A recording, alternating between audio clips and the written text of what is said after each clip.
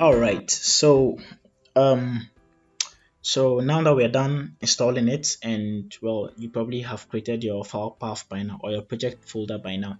So what I want to do is I want to introduce you to the GIS environment, the QGIS environment. Okay, so over here we are going to use the QGIS desktop. Okay, for now just ignore the one with the grass, it will just make everything look slower. So we will use the QGIS desktop for now, so just hit on it and allow it to run. um, if it's the first time, it might take a while, so just give it some time to run. All right, let me maximize this. So if you don't have any projects, I'm not sure what you'll be seeing here for us as someone who is installing for the first time. It should be a blank project. Just this is because I had projects I worked on QGIS. That's why it's showing them to me. Okay, so if you have not had any projects, it should probably be a blank one, so you can hit on the new. I'm not sure what you'll be seeing, unfortunately. I'm not sure what you'll be seeing. Okay, so but wherever you are, you should be able to find new. Okay, or you can just hit on project and go to new, or control N, whichever you prefer. Okay, so I'm just going to hit on new here, and I have a new project. Okay, and because I'm not going to do anything with it, I don't need to save it. I just want to introduce it to you in this video. Okay, and after that we can start doing saving and adding data to it. Okay, you can follow my videos by subscribing to the channel and consider leaving a thumbs up on this video. Thank you.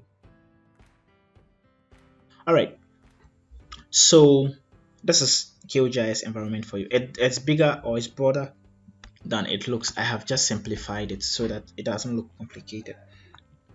If I right click on this empty space, you see that there are more bars I could toggle. Okay, there are more stuff I could show over here. What, like a lot of things. A lot of things I could show here. So really there are quite a number of features on it, just that it's good to keep most of these panels that are not being used disabled. The reason being that whenever you run your, let's say when you run QGIS, all these headings and toolbars need to open before you are ready to go. Okay, so it's mostly good to just turn them off unless you know you'll be needing them. Okay, so with that said, let's continue with some of the other parts of the interface. Now over here, basically it gives you information about your project. Okay, the coordinates of your project, the scale at which you are zoomed in, and the magnification, rotation, blah blah blah, and the coordinate system, which is really important. Okay, we will come to that in another session. I'm just going to turn this off. So the coordinate system. All right, and over here, so here you have your layers. Whatever I add here, let's just consider it as our table of content. Okay, so whatever information or data I add to my map workspace or my editing environment, it appears here as let's just say as a table of content or as an outline. Okay, basically it's called a layer in the GIS sense. So from now, let's call it a layer. Over here you have access to browse your local PC or your local disk, and these are other aspects of GIS. For instance, this geo package, spatial light postgres, these are just other aspects of it that allow you to connect your project to, maybe let's say a database. For instance, you have a MySQL database here, you have Postgres database, spatial light. All these are databases that you can connect your project to. Okay, then we have tiles, which are basically base maps. We'll talk about some of these ones as we proceed. Okay, but what I want you to know is so apart from these standard toolbars, over here you have plugins.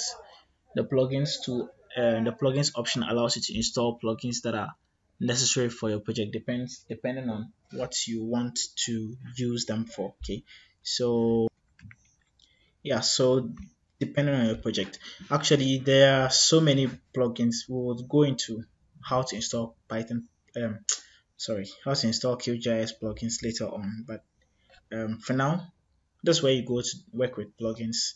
This is a tab to work with vector data, a tab to work with raster data, anything that has to do with your web, what's the name, the web's web services. Okay, anything that has to do with web services, that's where you get it, or this is the tab they come into. Okay, to add your data, this is what you use. You use this to open data sources or to add data. It's called the Open Data Source Manager.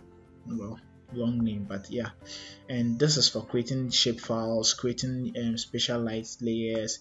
Actually, there are other things that I'll be showing you, just that too much information would just end up making you confused. Anyway, so what I want you to understand is that this is your working environment. This is where your maps and things should appear. An outline of them should appear here. This is basically a browser, okay, to allow you to browse through your local file and other databases.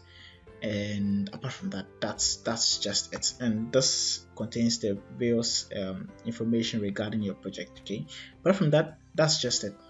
All right, so in the next video I'm going to show you how to download data and then put it on your QGIS environment. For now, I am assuming you don't know how to download data, so I'm going to show you how to download data and bring it into your QGIS environment. Okay, so let's end this video here and I'll see you later. Bye.